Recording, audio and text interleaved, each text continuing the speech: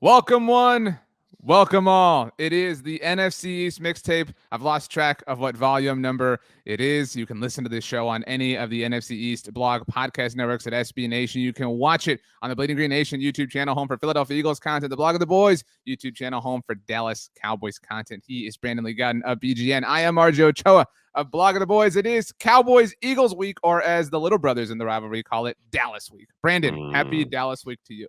I mean, certainly not the little brothers in the standings, of course, because the Eagles are one win away. The little brothers who now need special uniforms to from conjure up clinching. this magical energy. Well, I mean, because the Cowboys have to wear their away uniforms at home because they just have those to are do their that. home uniforms. Why are you? What No, are you talking about?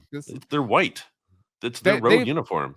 Most teams had white home uniforms. At some point, they just transitioned, like all these other teams. The Cowboys are kind of sticking, with the OG thing here. We have a lot to get to. We have to. This is episode number, by the 90? way, 89. Ooh, okay. It's a good year. It's the year I was born in. Nobody dox me, please. But so we have to tie a bow on week 15 and the brutal Dallas Cowboys loss. We did have an NFC East tilt in week 15, by the way. Sunday Night Football that was flexed into and all the way down to the wire. We have a big time injury to get to, obviously, in Jalen Hurts. We do have the Cowboys-Eagles matchup to get to. We have the pending Washington and New York games. As of now, Brandon, as you well know and everybody knows, all four NFC East teams still in the playoff picture in the NFC, despite the fact that both Dallas and Washington lost. We will see if we think that is going to be the case as we move on. There are 3 weeks left in the regular season. We have 2 teams here that have clinched playoff berths and one that is basically a hard sneeze away from clinching the NFC East and the 1 seed in the conference as well. Anything else to kind of start before we really dive in here?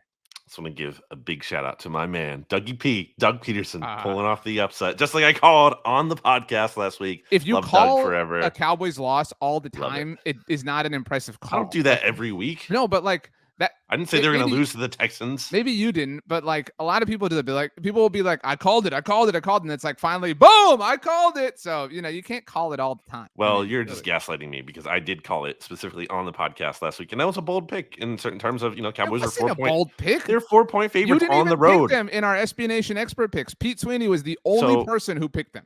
The reason I didn't do that is because I made that pick, I think, before I came on the mixtape. Because sometimes I'll do my picks right on Tuesday and I forget to change them because sometimes I change my pick throughout the week. And I decided on the mixtape that canonically was my pick. And if you look at my picks against the spread, you will see I picked the Jaguars, which I published on Saturday mornings. Sunday mornings. So yeah. Anyway, I have one question. Lost. I have one question before we start. Well, we have to talk about the Eagles first, not the Cowboys. Well, I'm saying it's a big deal because of what the Eagles face ahead of them now. It is a big deal. So I have one question, one kind of mixtapey sort of question before we dive in all the way. By the way, on the subject of the mixtape, the plan, it's Christmas week. So happy holidays, Merry Christmas to everybody. Also Hanukkah week, happy holidays. That's true. Yeah. If you're traveling, whatever, and you're using the mixtape as some sort of travel piece, safe travels, happy travels to you and the family. But it is Christmas week, so please offer that understanding. Plus, it's Cowboys-Eagles week. Plus, there's a lot happening, playoffs, et cetera, et cetera. The plan for Brandon and I is to do a live show on Thursday night as Thursday Night Football starts. The aforementioned Dougie P's Jacksonville Jaguars and the New York Jets scoring off. We will be live for, I don't know, about like an hour maybe on the Blog on the Boys YouTube channel. We'll disseminate that as we always do everywhere, all the normal places. We will get the video up on the BGN side of things, but the software only allows us to stream on one YouTube channel. And so far, Eagles fans have not matched the subscriber count the Cowboys fans have over at the Blog on the Boys YouTube channel. So my one thing, now that we kind of got all that out of the way, if you go to a restaurant, like, a popular restaurant, whatever, and you want to kind of test it out, see how good it is, like, what's your like measuring stick meal? You know what I'm saying? Like, what's the meal you're like, well, they make a good whatever, so I can trust this place. So you're something like a generic dish? Yeah, like a generic thing, like not a super specific thing or like a particular like ethnicity or something. Just for example, like I get the burger to see if it's a good place, and if it's a good burger, then I like it, and if it's not, is that like what you're asking? Just to understand the question. Yeah, but that's your ultimate barometer as a burger, and I'm not knocking. No, I'm just asking. I don't really think I have that. That's just not how I think about restaurants. I usually want to go somewhere for something special that they might do uniquely, not something a lot of places that do the same thing. So, yeah, I do a lot of research, RJ, before I go somewhere. I have to look at the Yelp reviews. I have to look at the shout out to, hey, how about this Eater? Are also a Vox Media property, Eater.com. Obviously, they have really good maps and reviews and lists of different restaurants to go to, especially in various cities. So usually I check all that out. I like to see pictures. You got to see pictures. There's this one place in Philly, RJ, called Royal Sushi, which is really good. And I love that they give you a menu when you go that shows you the pictures of what the food looks like. I think it's awesome. I think it's great. That's cool. It's very enticing. You're like, oh, that, like, because you'll see something on there and like, I don't really know what that is, or I'm not really familiar with that. And then you see the picture and like, that looks awesome. I have to get Helps it. the waiters out too. You know what I mean? Yeah, the waiters don't exactly. have to like try hard. And also you can just point to it if you can't say it. You know, it's just it's a no-brainer kind of move. Respect. So you don't have that answer, I guess. My answer, this was we're recording on Tuesday. It's 3 p.m. Central Time, just for the purposes of any sort of news breaking. And it's been a really busy day for my wife and I. And on the way back, from someplace we had to be, we picked up Cheddar's. You ever been to Cheddar's before? No. It's like I think it's a national brand, or it might be like a southern thing. Have that. But it's similar to Chili's, but like a cooler version of Chili's. I love Chili's. Yeah, so better version of Chili's, I would say. Not a sponsor. And neither is Cheddar's. And it was quick, and I had a lot to do, so I had to get something that I could eat quickly once we got back to the house. Chicken tenders and fries. You can make a solid chicken tenders and fries meal. I feel like I can trust you. That was like where I was coming from. I just got chicken tenders from another Philly spot called Red Crest Kitchen, RJ. They also do like a full service at night, but they do like fried chicken during the day. And I just had their tenders with our good mutual friend Holden, and whose mind I live rent free in. And it was really good. So I think when you get elite chicken tenders, I think it's great. It's a great time. Good call. All right, so 25-20 was the final score for the Philadelphia Eagles against the Chicago Bears. The 13th win of the season for the Eagles. They maintained the league's best record in the NFL. They are one win away from clinching the NFC East and the number one seed in the NFC. I think there's some ties, right? Like if they tied and the Vikings tied. I can run through that with you really quick. So if the Eagles, so first of all, let's take it to Vikings Giants, because that game's at 1:00 on Saturday. If the Vikings win that game, then the Eagles cannot get the number one seed by a tie. The Eagles could only clinch the NFC East with a tie, which I think it is worth. It's like obviously unlikely. I don't love ties, but it's worth mentioning because let's say it does get late into overtime and there's a scenario where the Eagles have the ball, like they should just stop trying to win. They should try to tie the game. Raiders Chargers a year ago is the prime example of that. Right. So the Eagles again, if the Eagles tie, they clinch the NFC East no matter what. They could get the number one seed by tying if the Vikings either lose or tie the Giants. So if the Vikings win, the Eagles must win to not only clinch the NFC East, obviously, but clinch the number one seed this particular week. Okay, so the win on Sunday in Chicago was pivotal in that sense. Also pivotal with regards to the Dallas loss that we'll get to as well because of the Jalen Hurts injury. I know you've talked about that a million places already, but obviously it has to be touched on. My first question to kind of set you up. This all evolved, as everybody knows, because the line started to move with regards to Saturday's Cowboys Eagles game and Jalen's MVP odds. But was like, for me, there was no like hint of this? Was there any like hint or small indication after the Bears win that there could be anything wrong with Jalen?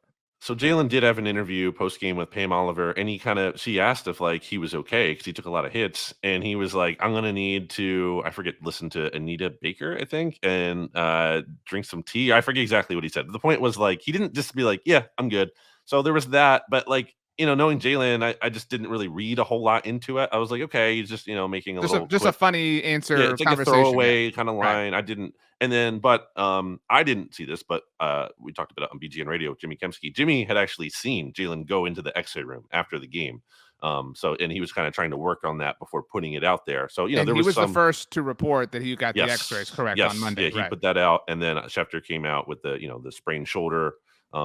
Sounds like he could miss 2 weeks, although you have Nick Sirianni and Jalen Hurts on Tuesday, which happened before we recorded this podcast, obviously, is that they're not ready to rule out Jalen Hurts. To me, that seems like gamesmanship. It sounds like Gardner Minshew is going to be the quarterback for week 16, although like I wouldn't say 0% chance Hurts plays. I think it's more likely than not that Minshew plays, but it sounds and that's how it should be because it's a sprained shoulder. You need to rest it. It is the throwing shoulder. It is the throwing shoulder. There was some confusion there. It is the throwing shoulder.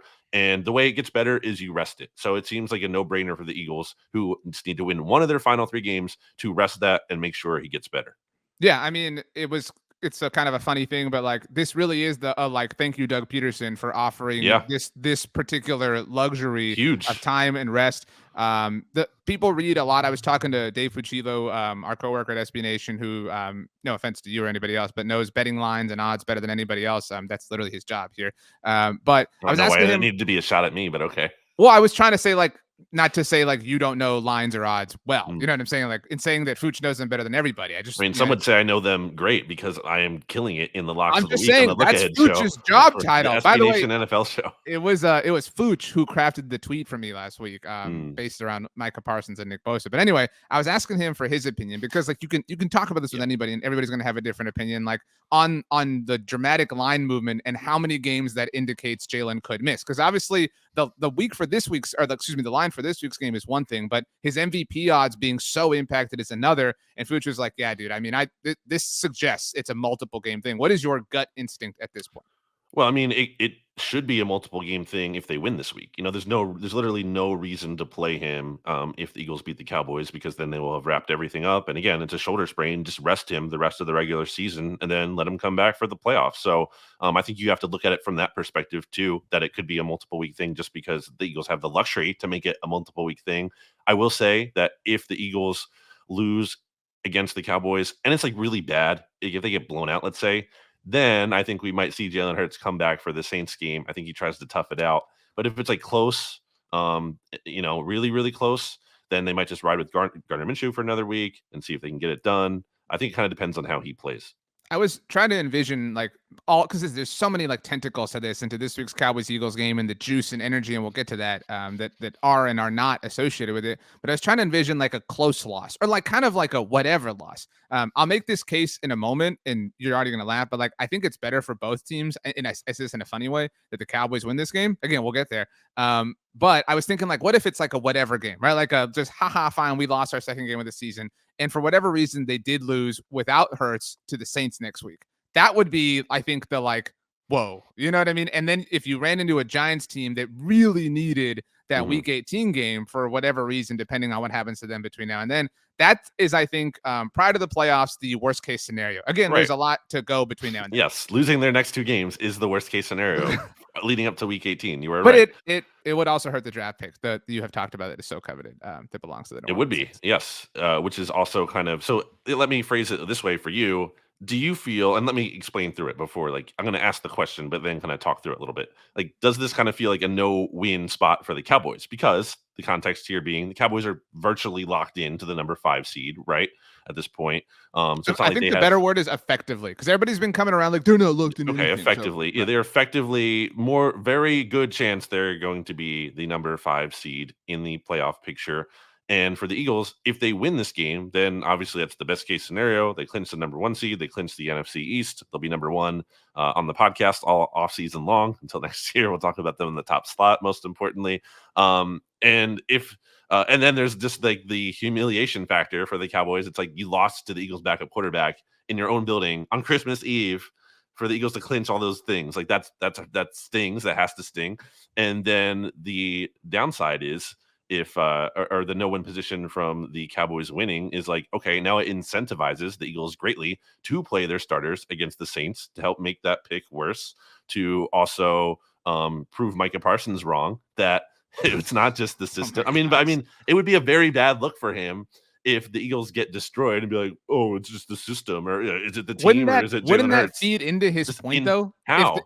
If the Eagle, look, to be clear, I don't think anybody should like make public statements like this that invite this like discourse. But if we're taking his statement literally, his point was that the Eagles team is so great, independent of Hurts. He didn't like trash Hurts. He was just saying the team is so great. So if the team, absent of Hurts, beat the Cowboys, wouldn't that feed his point? I shifted over to the Eagles lose scenario. I'm saying, let's say the Eagles got like destroyed, and then it's like, I don't think it's hard to say. It was stupid. Just like it's the team. It all ties into like the weirdness of this game. This is the one, like, look, this is supposed to be about the Eagles, but we kind of have to blend it with the Cowboys and the division and the conference as a whole. So I don't think this is like.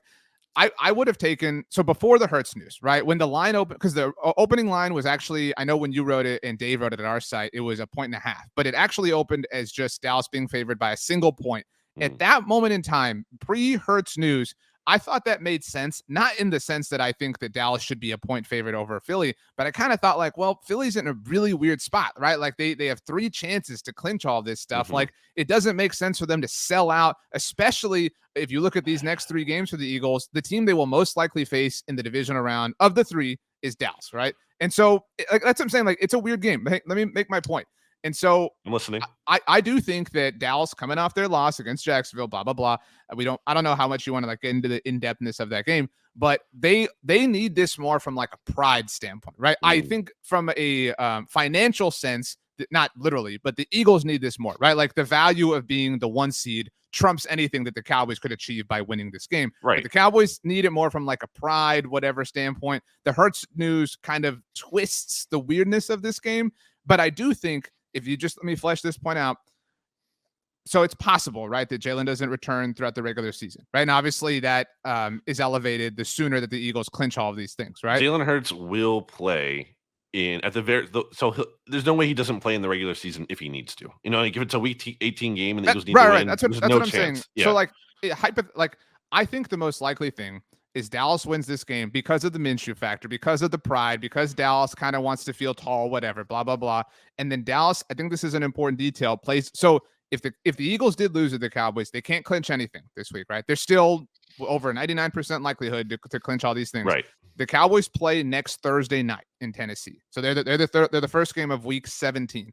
They would technically have to win that game because like, oh, you never know what's going to happen. The Eagles could lose out. And then on Sunday, the Eagles would blast the Saints into oblivion, you know, elevate their first round draft pick and clinch all of their things. But, you know, like I do think like this was already something I was interested to ask about. Like if the Eagles did clinch, say on Saturday, like you're going 4 whole weeks, you're already at a place of like relatively consequent free football, right? Like we have this conversation every year with teams like when do you rest, when do you pull, whatever, and this is the best possible problem to have that the Eagles do have. But so if the Cowboys won, it keeps things a little bit more, you know, consequential, for lack of a better word, for the Eagles for 1 more week, especially when you tie in the Saints narrative. Yeah, I don't buy the rust thing. Just like so, the Eagles, you know, everyone was questioning back in the training camp and the offseason. Oh, they're not playing their players in the preseason games, and there's a lot of rest in practice. How are they going to look? How are they going to be ready for week 1? And they start what? Well, they start like 9-0, 10-0, whatever they started this year, 10-0, I think it was. I forget. Anyway, yeah. So I'm not really too worried about that. 9-0. I can't remember the record, but the point being, they've only lost 1 game all year. They're 13-1. I think that was fine. This organization has decided to lean on rest, and you've seen the results of that being pretty, for the most part, the roster stayed pretty healthy relative to other teams. Sure. So, you know, I will take that strategy. I think that's a strategy that you're good to bet on. And wait, hold on. I agree with you is all I was going to say. When the Eagles clinched back in 2004, because they did this in 2004 when they went to the Super Bowl, they were the 1 seed, and they clinched fairly early. They rested their starters for like the last game or 2. It was a couple weeks, I'm pretty sure. I think it was multiple before games. The bye.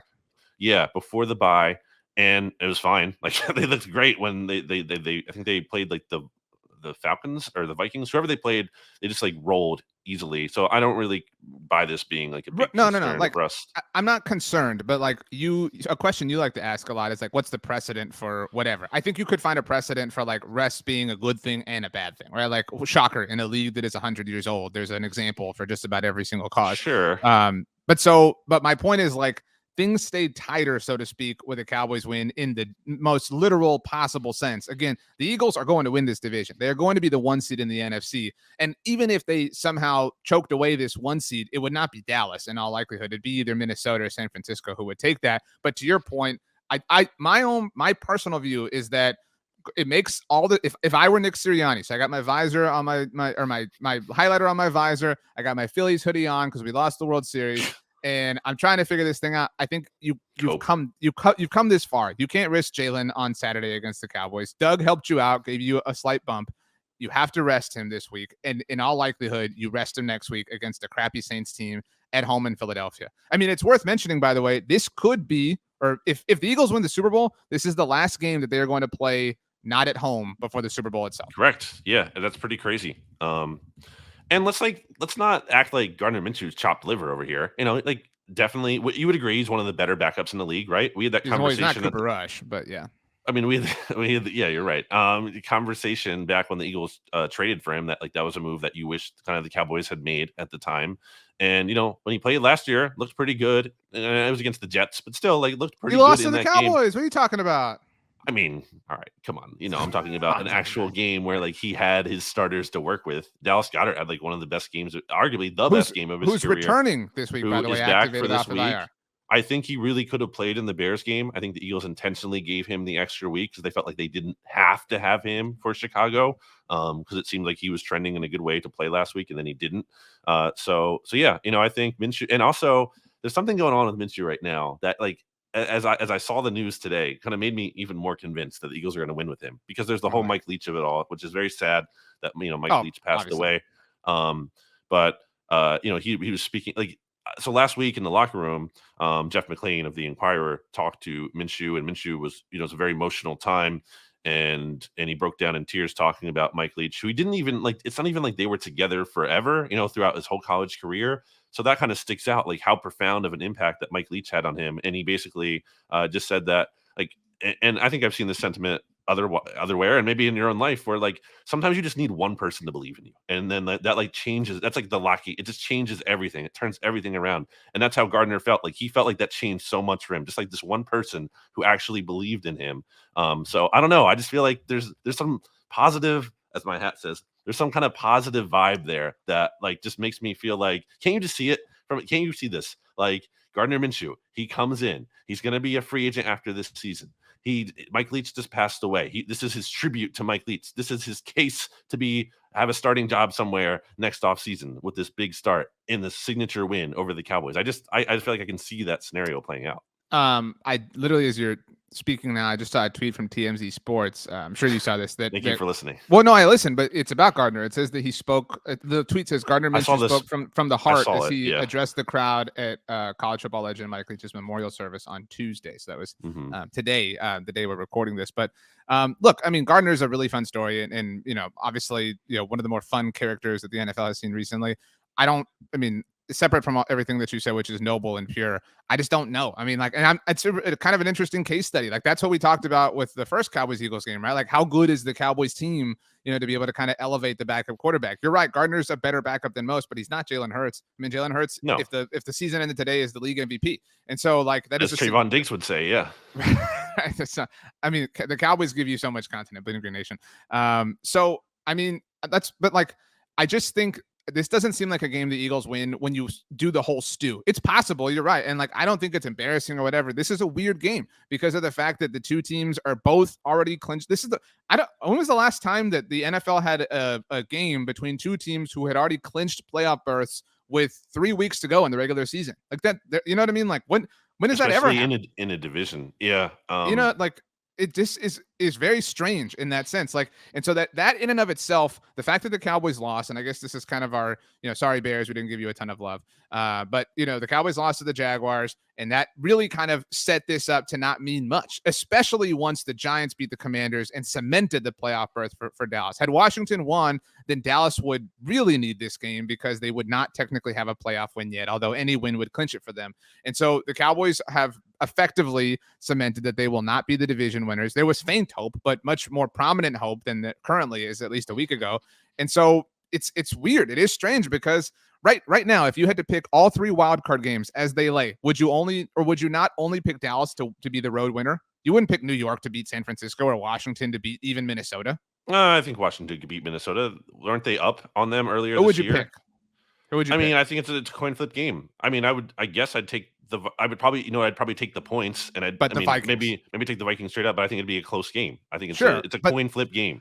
I'd say most people would pick the two division winners and the Cowboys to win those three games. And so the fact that this seems likely, right? Nothing is likely. Nothing is guaranteed. We're going to see a 3-match, you're saying? Yeah, that seems like it seems likely enough that you have to guard against it, or you at least have to think about it. Nick Sirianni mentioned that today. You don't guard against it. I think that's dumb because again, first of all, then you disagree with the mighty Nick Sirianni. That's fine. I also disagree with him overusing Quez Watkins like he did against the Bears and not running Miles Sanders until I have one question here. Finally agree with him while we're talking about disagreeing with Nick. I've seen this take floating around because I checked out the comments on your Jalen Hurts news post, Bleeding Green Nation. Oh my God, there's like 700 on there. Well, and there's a lot of like doubting, like, how could you do this? How could you know? Why did you run Jalen Hurts 17 times? To that I say, back off, my guy Nick. Like this is how the Eagles have gotten here. You know what I mean? Like, I don't think you can doubt this now. Like, it's super convenient and hindsight to doubt Nick Sirianni and to be like, well, you shouldn't have run him on the play he got hurt. Yeah, no crap. Like, you know what I mean? Like, let's be real. There are like a lot of more than one thing can be true, as I like to say, and there are different what? Go ahead.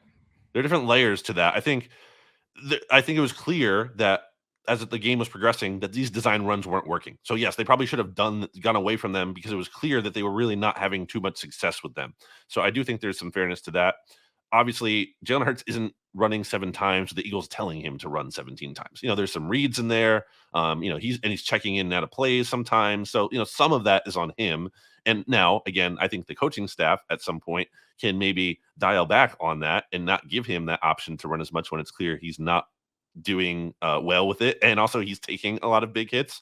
And also that the Eagles weren't running the ball enough in terms of running back carries. So, I think there's blame to go around on both sides. I didn't like the energy that I saw on Twitter after Jalen Hurts, the news came out. And it was like, Shane Steichen should be, crucified because like it's all his fault. It's like, not really. I mean, he was part of it. But what did you want to say?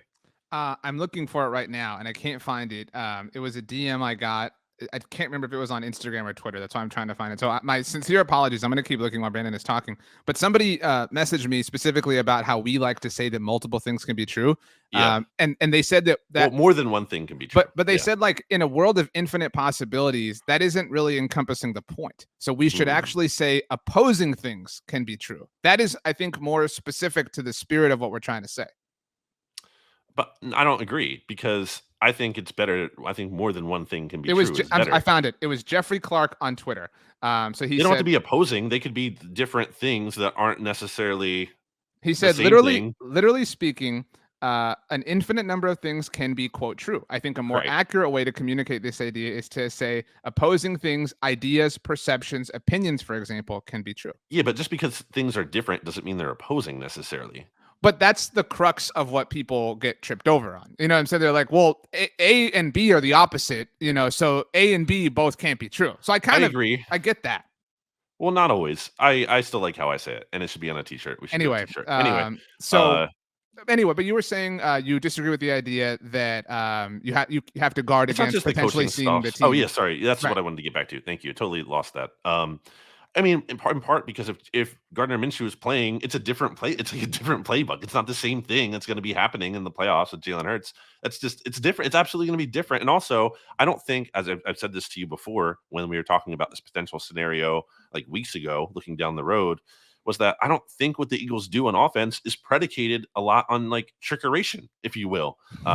Rest in peace, John Madden. I think it's about executing and like relying on their star players at a high level. So I don't think you need to like hide. Sure, there are certain wrinkles. Probably you don't throw the kitchen sink at it, but I don't think that's like the whole basis of the offense. And I don't think you tank the game by any means, or like go super basic and never do anything interesting because you're afraid. No, you can't do that. Well, you have to win the #1 seed. That should be the singular focus right now is win the 1 seed. So focus on that. That wasn't what Nick said. So maybe another twist on the expression is like, not everything is literally true. You know what I mean? Like Nick didn't say like, dude, we're just going to like be vanilla. You know what I'm saying? Like he's, it is fair for him and for the Cowboys or for anyone in this position to say, you know what? Like we got to be a little bit careful. We have to consider this. That's responsible, forward-thinking, process. It's the same like idea behind sitting Hurts. Like this isn't about, yes, we have to secure these things, but this isn't about week 16 against the Cowboys. So I have one question, and I want to be very clear about this. This is not like a trolley sort of question. And I also want to be very clear to Cowboys fans.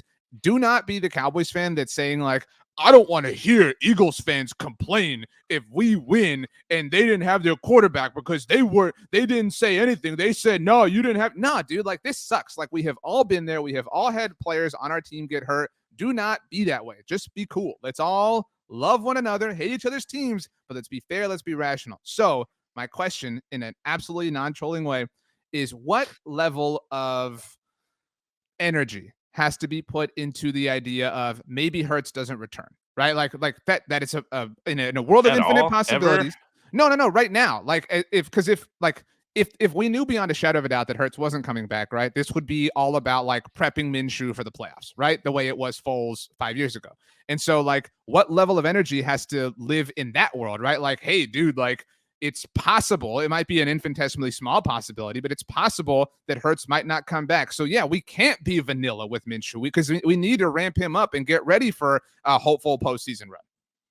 I mean, I think the Eagles have been good for the most part about being a 1 week team, like they say.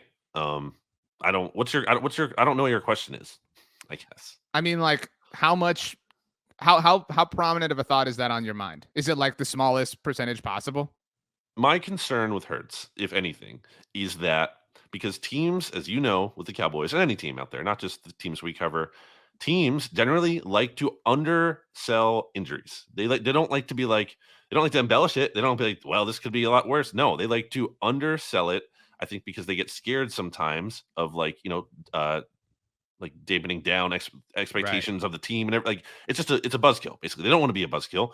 So I think teams tend to be like, and we've seen it on bigger scales with like Andrew Luck once upon a time where he's fine, he's totally gonna play, and then like doesn't play for whatever how many weeks into a season or entire and to season. your point, we've seen it with every team has done it or prolonged. Look, we talk every week about Chase Young, right? Like exactly, it's 1 week, he's coming he's back, doing whatever. great, right? There's like a game he missed a couple weeks ago or a month ago now with like illness, like he was getting ready, he just got sick so he couldn't play. It's like he hasn't been okay, he got better and now he's still not playing, and I don't even know if he's gonna play at all this year. Like I've kind of wondered about, and we'll get to those two teams in a bit. So that's I don't have anything to believe that's the case. I've not heard anything like that. Just everything that general experience of watching football. Yes, just maybe, but I'd see if it's a sprain, then that indicates that it should really only be ideally a multiple week thing that should be able to heal up with time. So again, the ideal scenario is that he gets that rest, he comes back in the playoffs and he's fine. Although you could say,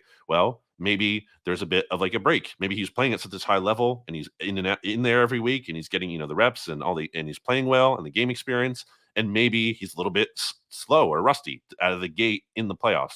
But again, those are not like 9 out of 10 level concern things. Those are like 3 out of 10. They exist in the world of questions to ask. And I tweeted this and included this in our story BTB. If he did not play throughout the rest of the regular season for whatever reason, that would be 5 weeks between week 15 and the divisional round.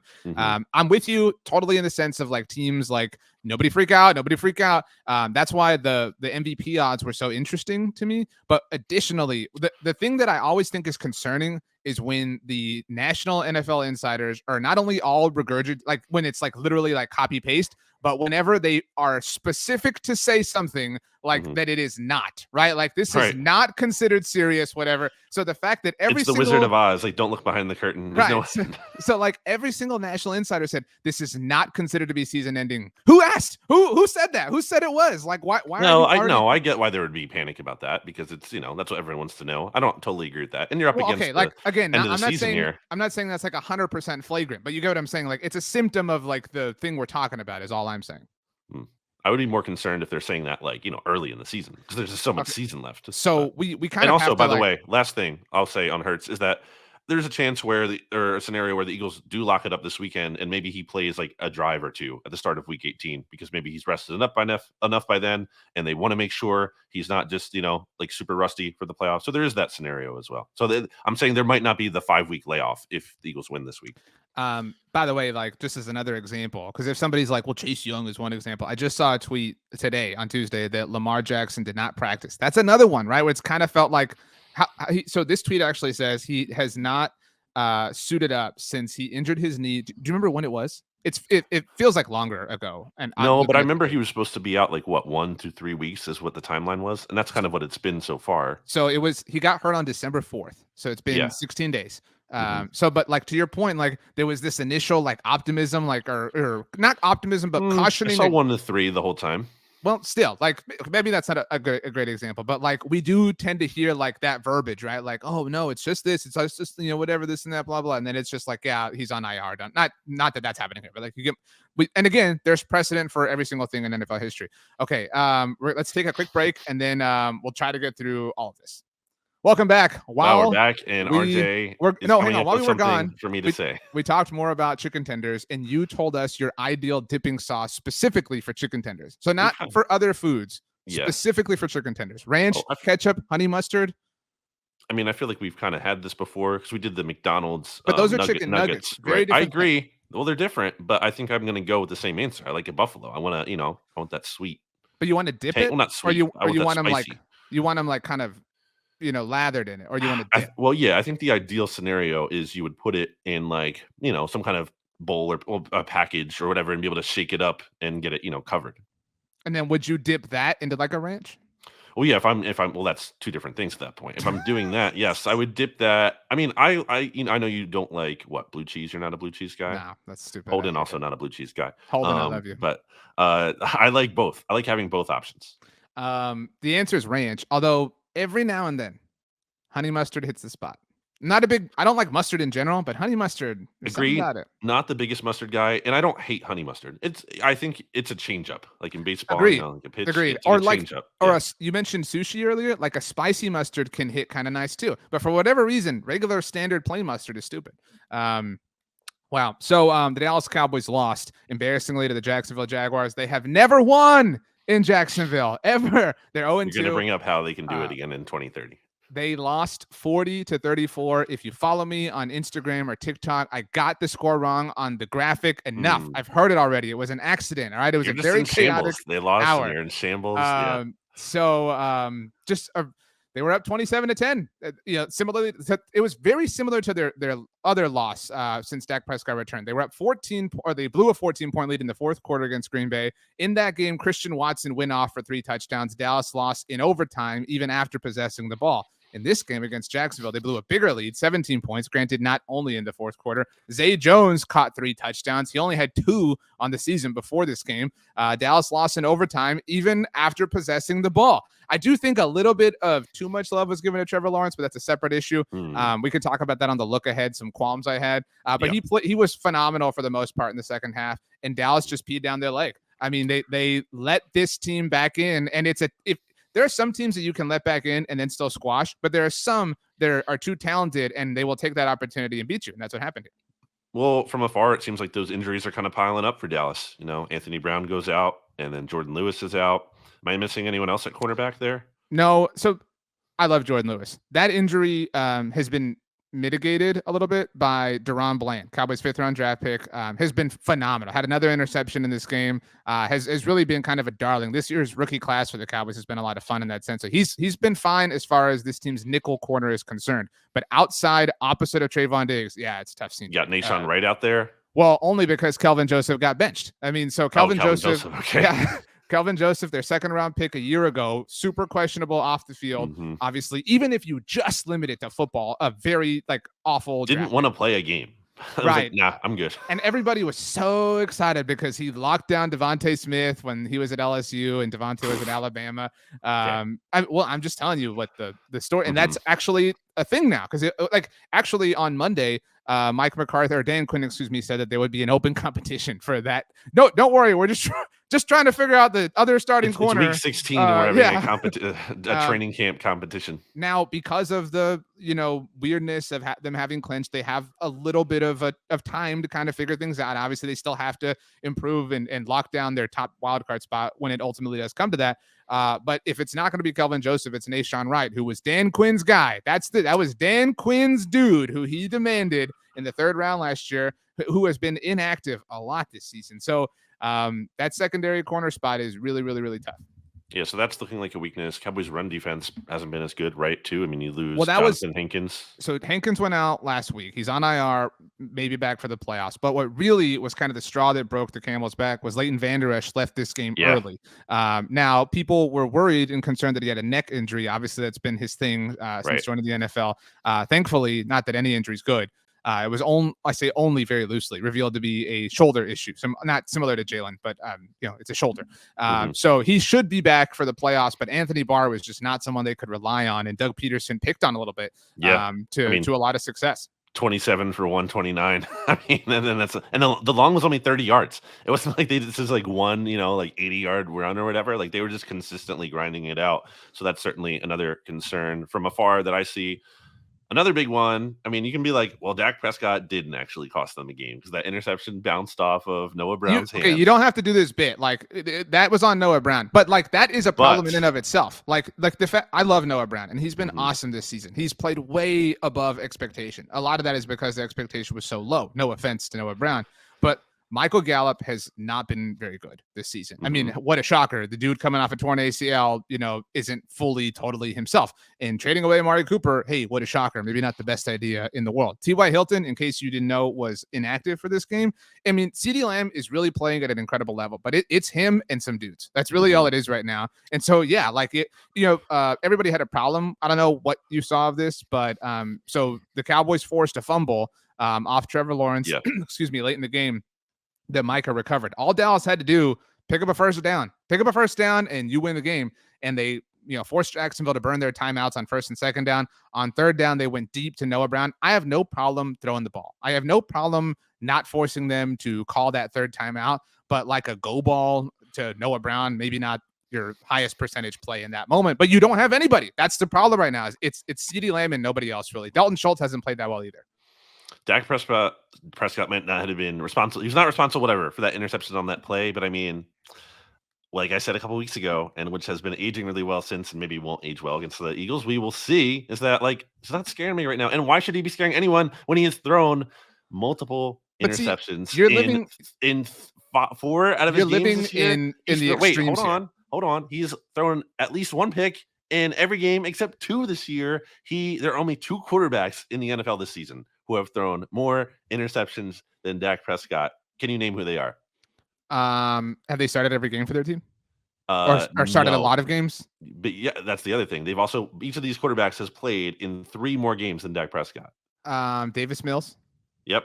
And then someone who should be on the top of your radar, and we've talked about a lot, and Justin should Herbert. be on the top of your mind, because this is the team you hate the most, the biggest frauds in the NFL. Oh, Matt Ryan.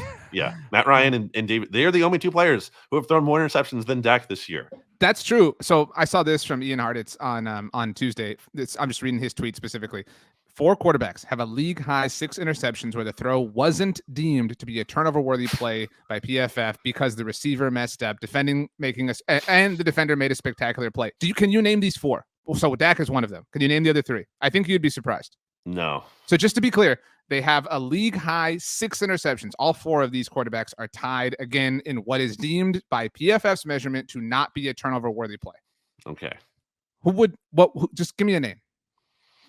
Mahomes. He's not on this list, but Davis Mills is. Okay. So Davis Mills. The other 2 are Joe Burrow and Justin Herbert. Okay, your boys.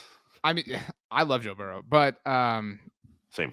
I mean, Joe Burrow is a quarterback who legitimately scares me. But so like, I'm not scared of Dak. In my stock report for this game, I had a stock up. Actually, I didn't have. I originally had a stock up. Obviously, had to change that. I actually created a new category called volatile stock, and I put both Dak and Noah in this game because Noah Brown had 2 touchdowns, but before these last whoopsie-daisies.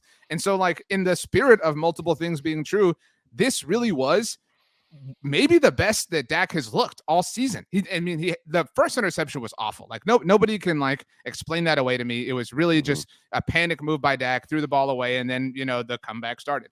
And so the second one, obviously, nobody in their right mind is placing anything about the second one on Dak Prescott. But so like it was this really great performance that like has this really obvious like dunce, cover on it. You know what I mean? Like for both Noah Brown and Dak Prescott. And so they're playing really well. It's just like they have these bad moments that are like as bad as humanly possible and at the worst possible moment.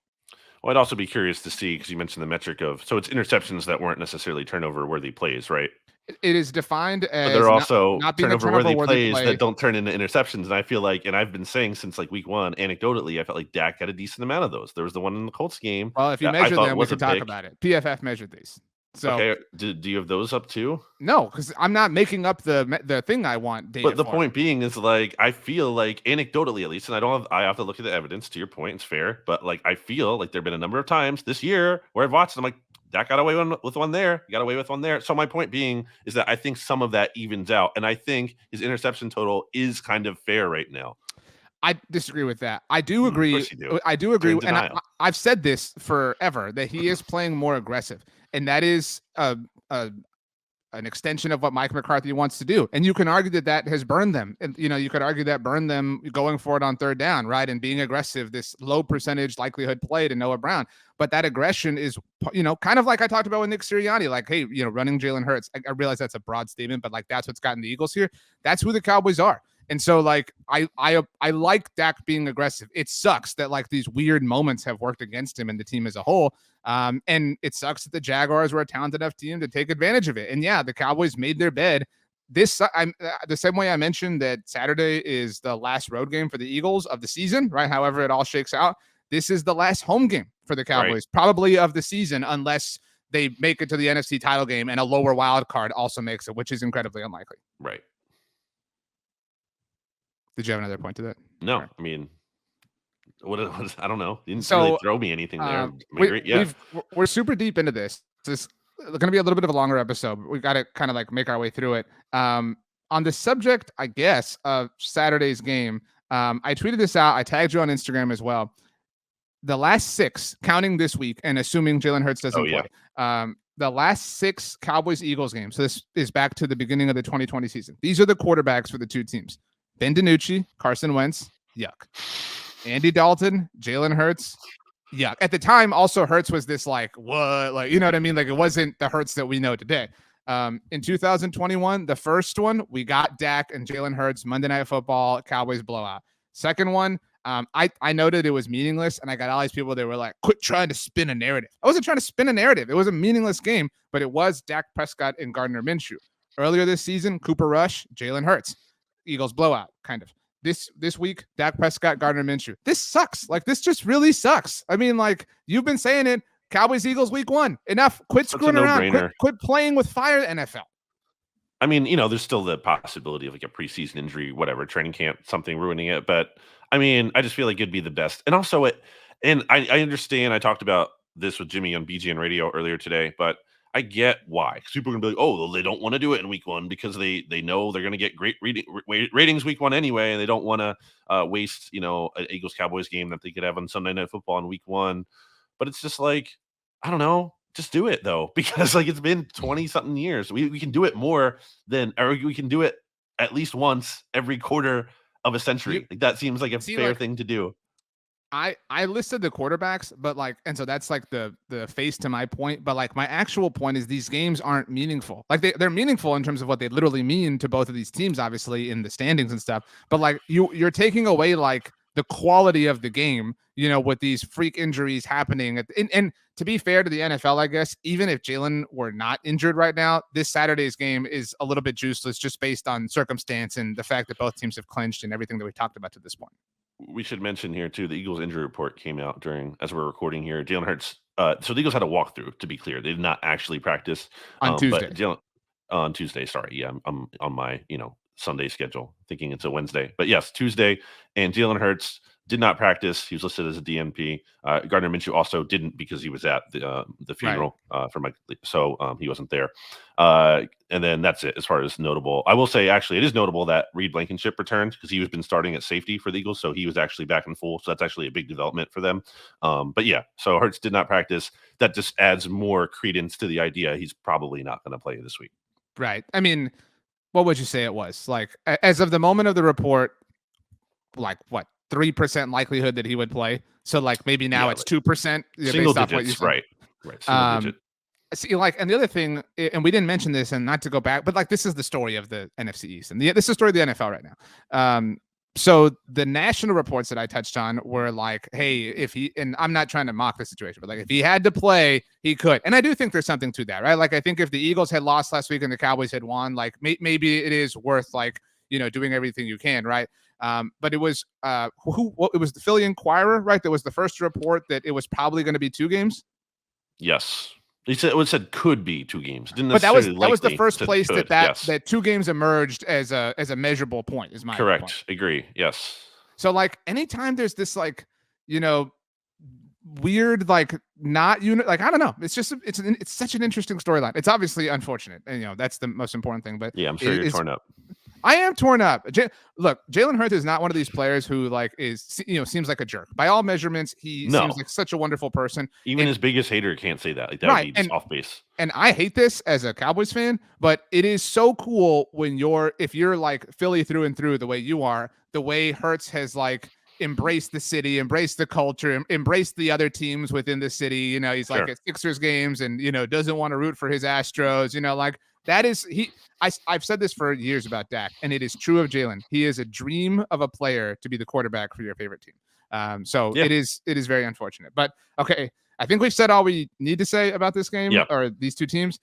Quickly, I want to see if the Cowboys injury report comes out. I'm going to be monitoring that. Unless, do you guys have any big injuries? I guess you do with Van Der Esch.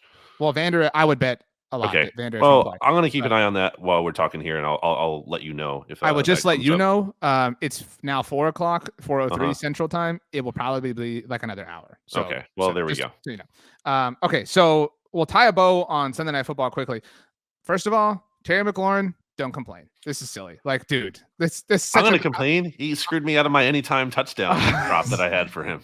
I love Terry McLaurin. We love Terry. We're very, very, very notable Terry McLaurin lovers. Dude, you cannot be complaining like this. And I'm on record about this. When Jalen Tolbert complained about the same thing when the Cowboys lost to the Packers. I remember that. Yeah. It was such loser energy. Like, well, the official. No, don't break the rule. Don't like that. That's on you, Terry McLaurin, not the official.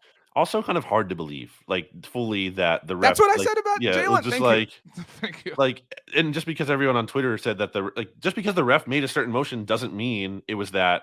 Like it was good. It was a thumbs up. It could have been like, hey, nobody is closer. Nobody is ever going to be like, well, I'll give the benefit of the doubt to the official over the player, right? So, I think it's a tough look. It is a little unfortunate to me that such a call would ruin like a play that it literally has nothing to do with, but whatever. It's the rule. I get it. I'm not arguing against it. And also like, hey, Commanders, you were 4.5-point favorites. You should have been able to beat the Giants, who I think this is a lock. Commanders have this. They had a bye. They had 3 weeks to prepare. There was no good. They had the ability to self-scout or not even self-scout. Yes. Like they played this team twice in a row. They should have not left it to where it should have been coming down to the end of the game like that. They should never have been in that position. That is totally on them. They have to. This is both, as more than one thing can be true. This is both a very bad loss for the Commanders and a very impressive win for the Giants.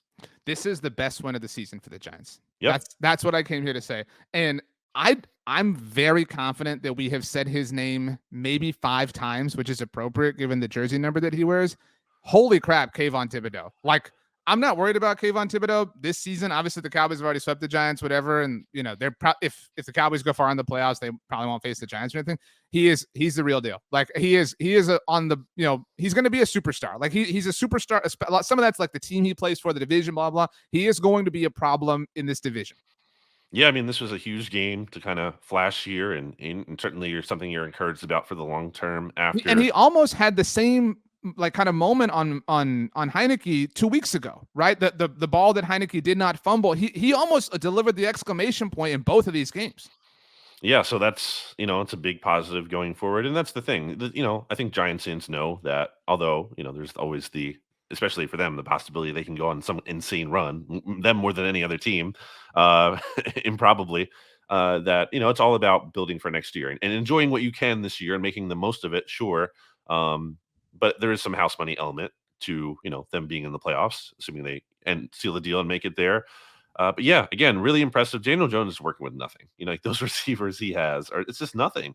And I think we saw the limitations of Taylor Heineke in this game. He's a nice story, whatever, nice backup to have, but he's just not like in a, a gotta have it game. The clock always strikes midnight on this kind of story, right? Turned into a pumpkin, getting, that strip. Getting stripped like that, and the Giants touchdown was huge. So no blue shoes. You could just feel too like they were waiting for the story to keep going. Like when he hit Jahan Dotson big, and by the way, Jahan Dotson, what a rookie class for the NFC East. By the way, like we don't talk a lot about Philly's rookies because there's so many other good players, but they're not playing at all. Well, but like on the whole is my point. Yeah. You know what I mean? But like a huge rookie class. So Jahan Dotson, like big catch, but like the way Heineke was like. I'm not like making fun, but like the way he was like celebrating, you could tell it was like like waiting for the story magic to keep going. I thought the Giants social team had a phenomenal tweet after this. Did you see this? No. They did the like, you know, when people like win the like, I don't know if it's a lottery or the contest, like in the app to win Jordans or to like buy them. You know what I mean? When they like are chosen, they like did that screenshot with some Washington colored Jordans. It was really, really funny. So I hadn't totally realized this as we kind of spin forward now. Of the 7 teams that are currently in the NFC playoff picture, 6 of them are playing one another this week. So you've got Cowboys and Eagles playing each other. You've got the Vikings, who are currently the 2 seed, hosting the Giants. And you've got the 49ers, who are currently the 3 seed, hosting the Commanders. Even though the Vikings would currently play the Commanders and the Niners would currently play the Giants. But that's really interesting that it just kind of worked out that way for this week. It is. And we were saying for a while that it looked like that Commanders-Niners game was going to be big because they're battling it out for a wild card spot, certainly. And that didn't age well from the standpoint of the Niners have just really taken off and arguably look like, you know, I think not even arguably. I think they are the second. If you had told us though at that moment that at this week they would not have Jimmy Garoppolo or Deebo Samuel, we would be like, then like lock it up. Like the Commanders are winning that game. And that's a credit to them. You know, they faced a lot of adversity and they've battled through it. And you know, I'm not a biggest Kyle Shanahan guy, but I mean, hey, he's getting more out of less, and I have to give him credit for that. I guess, but we don't think the Commanders are going to make the playoffs, do we? Because they're probably going to lose this game. So we think they're losing to San Francisco, right? Yeah, which is a big deal. We think the Giants are probably losing to Minnesota. I think the Giants could win. I don't know. That's a coin flip for me. I don't know. You could go either way. It's always going to be a coin flip for you against the Vikings. Like, but that is. They just almost had like such a pathetic loss. It's like, come on. I could not believe the screenshot I sent you and Stats and Steven earlier about the Colts. Like, oh my gosh. All right. Anyway, again, we'll get into that on Friday. There is something to like, they came back from 33 points. Yeah, they were also losing 33-0. Look at the line for that. They did not cover, by the way. You can look that up. So because I'm looking up thought was such a lock. I'm looking up the NFC playoff picture. So you look up the line, please. The Giants are 3.5 point underdogs on the road. And the Commanders? And the Commanders, all these are according to our friends at DraftKings Sportsbook. Yeah, okay, DraftKings Sportsbook 7-point underdogs on the road. If this goes chalk, both teams lose. I think the Giants are in over the Commanders, right? Like if we have to pick one, not necessarily like the team we believe in, but like based on the current playoff field, it's the Giants, right? Like they're getting in over Washington. Yeah, they have the tiebreaker now. So I think we both think the Seahawks are done. Like talk about the clock strike at midnight. Dude, and they're at Arrowhead this week, and they barely beat the Chiefs. like it's we can kind of set down. They barely beat the Chiefs. What did you mean? The Rams? I'm sorry, the Texans. The Chiefs barely beat the Texans. Yeah, okay. Gotcha. So you could see like, and especially not to like do this, but like Mahomes now has the like inner what's the word I'm looking for here? The I don't know. Inside track. He has the inside track for MVP. Okay. So like he needs like more ammunition for MVP with Jalen missing. So like you could see the Chiefs just rolling over the Seahawks. The only other team who's a real factor here, I think at this point, is the Detroit Lions. And I think they're gonna make it. So our friend Jeremy Reisman at Pride of Detroit does a great job. Go check them out. They are facing the Detroit Lions this week, the Carolina Panthers. So hard to see them dropping. What's the line on that game? Detroit 3-3, I think I saw. I closed my tab for that, but I will pull it back up. But I will say the Commanders are very fortunate. They did tie that first game because the Commanders have a head-to-head loss against the Lions. So if it came down to that, like they would be in a bad spot there. Brian Dable just helped everybody out, dude. He did. He helped the Commanders out. I'm going to look at that line, but yeah, I think the Lions end up making it. So they're going to knock Washington out. The Lions. I think they're gonna knock Washington. It just honestly, from again, I'm all about the vibes. From a vibes perspective, it just feels like the Lions are going to make the playoffs. Like they're a scary team right now. They look great. It would be very surprising to me if they just fell out of it all of a sudden. And I think the Commanders, this is a terrible vibes loss for them. The vibes went like way down, and then now they're playing the 49ers, and they could get crushed in that game. Like the 49ers, who are in line along with the Vikings for the 1 seed, technically speaking, based on this Hurts news, right? It opens doors and conversations for everybody, right? Like, hey, you never know, blah, blah, blah. So like, and everybody has something to play for. And the fact that you have these 3 games with 6 playoff teams, means the cascading implications are all over the place. Lions are 3-point favorites, by the I was way, right. on the road in So, Carolina. And so go ahead. I want to talk about Ron Rivera, because I think he's done certainly better than you would have thought he did at a certain point in the Sure. season when it looked like they were left for dead. But like, I don't know, man, losing that game was pretty tough, and there were some coaching decisions for sure to blame in that. And I just think it's kind of like Washington's at a weird spot because you have the whole ownership going on too, and sometimes when a new ownership comes in, like they want their own head coach. Like they have because they have their own vision. They have their own vision for what they want for this franchise. And not to say they can necessarily get him, although if you have, let's say, Jeff Bezos, just for example, as your owner, then you have more than enough money to probably convince Sean Payton to come to your team. So, I just think that's something to watch out for. Not to say that I don't think Rivera will be fired from a merit perspective, even if the Commanders fall out. But sometimes owners get emotional, like we saw again with Jim Irsay last year. So you never know. And again, the whole pending ownership thing is another reason to think he might not be back. I don't want to accuse Ron Rivera of laying down either, but like, is the Washington job, if you're Ron Rivera, something that you're like really going to fight for? Especially like you've been through everything with this team that he has. If they're like, dude, I don't know, we're thinking like, if you're Ron Rivera, aren't you kind of like, fine, Well, yeah, it's not like he's going to quit, but there could be a point where there's like a mutual parting of ways or right. whatever. That's what I'm saying. Especially if he feels like he can maybe, I don't know, and in theory, maybe there's another opening that he feels like he could pop over to, like let's say. I don't know. Indianapolis. Yeah, let's say in whatever, theory, like he could, because Doug Marrone did that back once upon a time. He opted out of his contract with the Bills because he knew there was a new ownership group coming in, so that's relevant here. Right. And he ended up going down to coach the Jags. So as we kind of zoom out and look at the NFC as a whole, we call ourselves the NFC mixtape, which people do all the time on accident. We think the Lions. We think the 3 wild cards are going to be Dallas, New York, Detroit. Yes. Okay. In that order, yes. Right. Okay. Now, who do you think? Although, wait.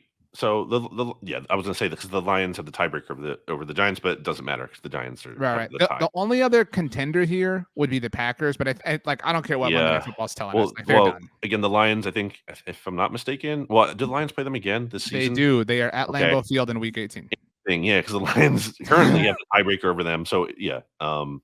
I can't say 0% chance for the Packers yet, and they do. So who do the Packers play? You said they play the Dolphins this week. The Green Bay Packers in Miami too, and then they get the Vikings. That's one of the 3 Christmas Day games. Most, in case anyone doesn't know, most games taking place on Saturday this week on Christmas Eve. We have 3 games, one at every slot on Christmas Day.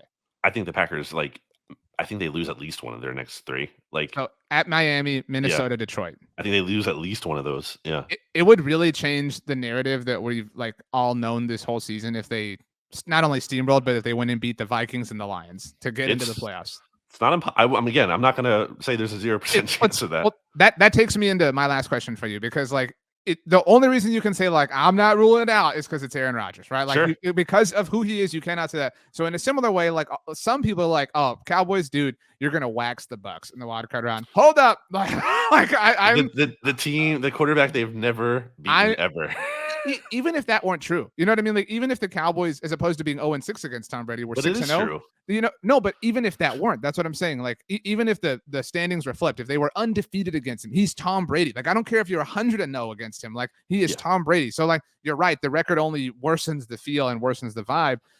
Who do you think is going to win the NFC South right now? Because that has become our main focus. Is I know the Hurts thing, and there are technical possibilities, but the overwhelming likelihood is Dallas will visit this division's winner in the wild card round. I actually posed this question to Blogging the Boys' own Dave Halpern for our Q&A exchange. Everyone read bleedinggreennation.com. Bleeding Green Nation this week, and then obviously Blogging the Boys for my answers to the Cowboys questions. And then also RJ and I will be doing the 3 reasons why we think. So I will write 3 reasons why I think the Eagles will lose this game. I'll send that to RJ. He'll post that on Blogging the Boys. And then RJ will send 3 reasons why he thinks the Cowboys will lose, and we'll post that on Bleeding Green Nation. So, we get to see kind of what we're concerned about on each side of the matchup. But anyway, the NFC South thing. So I asked him to rank the teams for me. He hasn't gotten back to me yet, which is fine. So I don't know his answer. I was going to ask you, what is your order? I think the Bucks will win that division, but what do you think? If you have to rank the teams from who you most want to play in that first round to the least you want to play, who would you rank it? How would you rank it? So I have 3 answers, if that's okay. No, but 4. They all make different sense. I need 4. I need every team listed from most desirable to least desirable. I know, but like they all have different reasonings. So like the game Just give me 4. the game I'm most confident in Dallas winning is against Atlanta. They stink. Okay, so that's your number 1. They You stink put out loud. the But Falcons at the top. that's the least possible though. So like the game. I don't care about possible. I want to hear but just like order. that the context for Cowboys fans who are listening is I don't want to hear possible. I want to well, hear they order. do. They do. So like no, they don't. I want to hear the most possible answer that I would like would be the Panthers. Like they're the closest ones to dethroning the Bucs. I would much prefer that. I would like the Saints, although I fear the Saints more than I do the Panthers, but I would like the Saints because it would significantly damage the first round pick that the Eagles are going to have from them if they won the division. But I don't want to get into that angle. I just want to know who you don't want to play. The answer is Falcons, Panthers, Saints, Bucs. But Falcons, Panthers, Saints, Bucs. Yeah, I think that's the right answer. The only reason I would want the Bucs would be the only reason I would want to play the Eagles in a playoff game is like if you win, right? Like, you know, like it would be, and especially if Brady retires, it'd be cool. Like, I think the Eagles have the coolest trump card ever over Tom Brady to be like, you had your heroic performance in the Super Bowl and we beat you, right? Like that's an awesome thing to like have as a sports fan forever. It would be cool. Last team to beat him in the Super Bowl, right? Right. And so, and if Tom Brady does like officially retire after losing in the playoffs to the Cowboys, you know, a fun trolley thing is like, oh, Tom Brady's last game ever was a loss to the Cowboys. That would be cool. So that's the only reason I would want Tony Romo's last game ever was a loss to the Eagles. That is technical. No, it's not. Yes, it is. No, it was a loss to the Packers. All right. Sorry, his last regular season game last game that he played in. Let me correct myself. Last game that Tony Romo played in was a loss to the Eagles. You're adding more qualifiers than I would be at this point. I mean, that's just true. That is objectively true. So yeah, in a logical sense, I think the Cowboys would win, right? Like the Cowboys seem to be a bit. There are only 2 teams in the NFC with a worse point differential than the Bucs. Do you know who they are? In the NFC. In the NFC. The Vikings. No, I'm sorry, 3. There are 3. I don't know. The Falcons. No. You said the division. Okay. I can't. Yeah, they have the worst point differential in the division. Bears are 1. Who's at the bottom of the NFC? The Rams, and that's then 2. I don't know who else. The Cardinals. Okay, yeah. Sorry, so like, I was trying to find my power rankings. Right. In all likelihood, the Cowboys beat the Bucs. Like, you know what I mean, in a world void of emotion. But I would be very, very nervous because it is Tom Brady. I mean, yeah, it's a road game in the playoff. Like, you know, it's not necessarily an easy environment to play. Not that like Tampa's like, you know, a juggernaut or one of the. They have that big pirate ship, Brendan. I don't know what they do have the cannonball, but you know, it's just not like it's not easy. There's no easy scenario. It's the playoffs. The games are typically pretty tough. And you just you never know if that defense wakes up and gets right. You know what I mean? Like, or like players are like, hey, this is for Tom. This is for Tom's last game. Like, we want to go out strong. Like, I don't really think that's likely because I don't think the vibes are great there. But yeah, it could happen. And I will say maybe I would consider flipping. I think the Falcons are correct as the team you would most want to play because they're just epic losers. Even if like the Cowboys got down to them, what are the chances that the Falcons are going to blow that lead? Like infinite chances that they're going to blow that lead. I think the Panthers could be the second toughest team, but it's hard to say. I mean, it's close. I think the Saints and them are close. What separates the Saints and Panthers for me is like, name me the player on the Panthers that you're like, oh crap, you know, what DJ Moore, you know, I guess. But like we're sitting here, we talked about how the Cowboys' run defense is kind of like falling apart. I like Alvin Kamara. You know what I mean? Like, couldn't you see him having like a 263-yard game or something like that wins it? Like that. Yeah. That's what worries me. I think it's close. My point is, you could argue it. I think you could flip flop Saints. I think the Falcons are correct at the top, most preferable, and I think the Bucs are correct at the bottom, least preferable. I think you could flip Saints. I think those teams are closer together, Saints and Falcons. Saints and Panthers, and I do think the Panthers potentially might have the better coaching. Okay, so let's pick these games for this week. Do you want to pick against the spread or straight up? Well, I guess we'll do both. Why not? I mean, it's a weird week. That's why I asked, because every game that these teams are playing in has at least one team who has clinched a playoff berth. You know what I'm saying? So there's some like weird, and both the Giants and Commanders are. What order are you talking about? In order of like time, the time chronological order. Yes. Right. Okay, so the Giants visit the Vikings on Saturday at noon, and the Vikings. Because your answer to this impacts like what the Eagles might be able to do in terms of what we think could happen. Yeah, the Vikings are laying 3.5 points, so you can pick spread. You can couch your answer however you want to do this. I'm going to take the Giants with the points and outright, just because I think it's such an emotional win that the Vikings came off of. There could be a potential letdown here, and I just don't think the Vikings are that good. I don't think the Giants are amazing either, but the Giants impressed me on Sunday night. So I'm going to give them some benefit of the doubt here and say they at least cover, and I'll just take them outright. I'm gonna take the Vikings. I recognize they had a really poor first half against the Colts, but I mean that they had such an explosion on offense in the second half. They had 2 defensive touchdowns taken away from them. I mean, you know, like, and that's not like, I think one of those was a okay. little iffy. They had at least one taken, and Sure, fair. and the first thing, you know, the Kirk Cousins pick 6 shouldn't have happened. Like, you don't have to move a lot of you don't have to unfairly or irrationally move goalposts I mean, to really change the score. It was a legit pick 6. No, but it shouldn't have happened based off the turnover that the Vikings should have had. If you know what I'm saying, gotcha. if not for like the sequence of events. So they like the score does not like do justice to how badly the Vikings truly beat the Colts. Anyway, so I will take the Vikings. I will lay the points. So we're on different sides there. Both, you know, whatever. Then so you have it so the Eagles have to win then, and I have it so that the Eagles can tie. Right, because there is no tie. I'm not predicting a tie. So right. Agreed. No, we're not predicting ties. That's no. And the Commanders are, as we said, getting 7 points on Saturday at 3:00, 20 minutes before 3:05, 20 minutes before this game kicks off. Eagles against the Niners. Yeah, I'm going to take the Niners. I mean, that defense is so good. Like they can cover. Yes, because they can prevent points. They're very good at doing that. And that was a really like concerning loss for the Commanders. So I'm going to take the 49ers. I'm so tempted to take the Commanders to cover, but like the and their the offense Seahawks, is like their offense is held together by like duct tape and like, you know, like they really piece it together on offense though. And do you know if tough against the 49ers? Do you know if the Seahawks covered last week against the Niners? No, I don't think they did. No, they didn't. But they came close, right? Like they had like a kind of cute little narrowing in the fourth quarter. I don't think Washington's that not good. Really. I don't think Washington can do that. So I'll take the Niners. I'll lay the points. I'm really not that worried about it. Which takes us to Saturday afternoon, 3:25. The only game happening at that. There's only actually 2 afternoon games on Saturday. The one we just talked about, San Francisco, Washington, which takes place 20 minutes before, or starts 20 minutes before. Right. And then Philly visiting Dallas, 3:25 p.m. Central Time. So this line, as I understand it, opened Dallas by 1, then moved to 1.5, then 3, then 5, then 6. I saw now 6. As I look at now it's 4.5 at this moment. Ooh, interesting. Give me the Eagles outright, baby. Like I don't even need the points, but I mean I'll take them if I'm getting them. I think there's something to the vibes of this team and Minshew. And again, Minshew played well last year. He's definitely not as good as Jalen Hurts. And I think you have to say that. You have to credit Jalen Hurts. But I do think, to Micah Parsons' point, that Jalen Hurts does have a good support system in addition to being really good and incredibly valuable. And so you agree with what Micah Parsons said about Jalen Hurts? I do not, because I think he did not give Jalen Hurts enough credit. I'm saying you agree more than one thing can be true. Well, I'm saying more than one thing can be true. Opposing things can be true.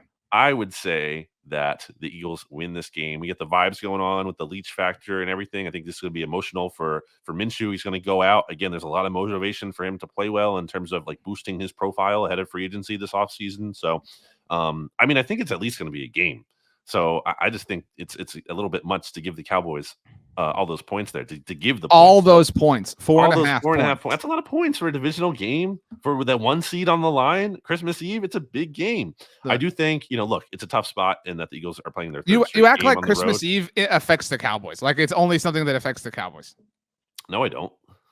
Anyway, I will take the Cowboys. I will lay the points because it's Gardner Minshew. That's not like a knock on him, but like also because this game is like void of like the Cowboys. This is my lock of the week for the SB Nation. Okay.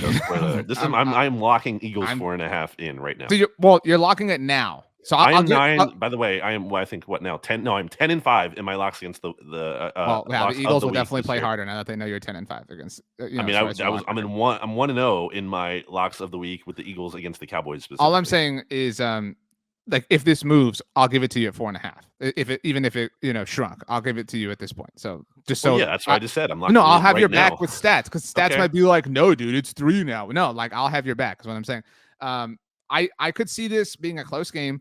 And I'm not trying to throw out a bunch of answers here, but I could also see it being like a big Cowboys win, and then like you being like the Cowboys acted like this was their Super Bowl, blah blah blah. You know, like I don't think a loss here is like detrimental or devastating or even kind of sad for either of these teams. It's just a game that has to happen along the way. And I think that similarly to how I don't think the score did the Vikings do justice last week. Not that I think the Vikings are amazing. The Cowboys lost. They deserved the loss. They blew that lead. They still had a 17-point lead. They played very, very, very good football for the first, 35 minutes of that game. I mean, they are that team more than they are any other team. And so I think they will pounce on Gardner Minshew, so to speak. And I think that they will win this one comfortably and kind of make themselves feel right. And that will make for all sorts of annoying. Last week, you were like, they're not. You did. You were like, they're going to come. I read your prediction. I'm like, they did. They were up 27-10, and then they lost. Beat down their leg. I know, but like the game, they did. Like they showed. Like we people treat like wins and losses like, well, they're just a terrible team now. No, like they lost, but they looked very, very, very good. That's a stupid truth, but it's the truth. So I think the Cowboys win. I think Gardner Minshew is a fine quarterback, but he is a backup quarterback, and I think I'm very interested to see Micah Parsons in this game. Micah had a really big game that was, he had 1 sack, but he had 12 pressures according to PFF. I mean, I'm very interested to see him in this game, especially against the Eagles offensive line. Especially, and not even just the line, but the system, because last game they played, right? I mean, it's true though. They schemed him out. Okay. I'm sorry. I thought you were talking about his. No, his sorry. I didn't even know that's a Freudian slip. I didn't even mean that. I'm just saying in terms of, I think the Eagles did a really good job of last time of like just not even blocking him at all. They took him out of the game by like optioning him. You can only do that when you have Jalen Hurts. So I'm very interested. That's what I'm saying. It's a really interesting game, but like I'm not going to draw a hard conclusion about either the Cowboys or Eagles one way or another after this game. Is my point. So, and if this goes the way we're saying, this week would actually improve Dallas's odds of a 1 seed if the Cowboys win. Sorry, if the Vikings lose, because they would get just to be fully clear. And I say this for Cowboys fans because I've seen some misconception here. To be clear, no, I'm not. But like, if you want to know what they need, the Cowboys need to win out, and they need the Eagles to lose out, and they need a Vikings loss, which Brandon just guaranteed, and a 49ers loss, which we did not guarantee. If all of those things happen, infinitesimally small odds, Dallas would be the 1 seed, but not happening. So. But if this goes the way I'm suggesting, Dallas plays the Titans next Thursday night. Technically, with that life alive, I think we both would probably pick them against Tennessee. And then Philly can just end it all with a Sunday win against New Orleans, help their draft pick, and lock everything in for a meaningless Week 18 game that would actually then help the Giants and Commanders both out in their own individual ways because they play the Cowboys and Eagles. I think we probably in Philly haven't given enough attention to what you just said about the Thursday game, because the Eagles will know then, right, by Sunday. So even if they lose, I said that the Cowboys, at the beginning of this episode, right? But I'm saying long. like, I know, but I'm saying like I'm just coming to grips with that. I don't think we've really talked about that enough in Philly about like how that could impact. But although I do think the Cowboys will beat the Titans, so to your point, Philly could lose on Saturday, but if Minnesota lost, like you're saying to the Giants. Then Dallas lost on Thursday, it's over for Philly. You know what I'm saying? Like they would clinch by virtue of the Minnesota and Dallas losses. You get what I'm saying? Huh? No. So like even if the Eagles lose this week to the Cowboys, if the Vikings lose to the Giants, and then the Cowboys lose to the Titans, Philly clinches. Yeah. And then all right, no, we're good. I'm not even getting into it. But the last thing I will say about the Eagles Cowboys matchup, your boy Nick Sirianni, RJ, is undefeated. He is 10-0 when the Eagles do not wear white pants and they're wearing black pants on Saturday. It's true. I mean, it's true. They're 10-0 when they don't wear the white pants and they're wearing all black with their black helmet, which I think just really does not really look too different at all from their midnight green helmet. But whatever. Okay. It is funny that they're wearing an alternate on the road. That's the first time they've ever done that, because usually they're wearing it at home. Oh, that could only happen against the Cowboys because the Cowboys are white at home. So the Cowboys wear their road games at home. All right. They're scared to wear their blue uniforms at home for some reason. As we leave, not 3 words. Tell us your favorite reindeer and why. Well, Comet and Dasher and Donner and I know Blitzen, Comet and Comet and Cupid and someone and Donner and Blitzen, Vixen. But do you recall the most famous reindeer of all? My most famous, I mean, come on, how's it not going to be Rudolph? Hopefully we see you all Thursday night.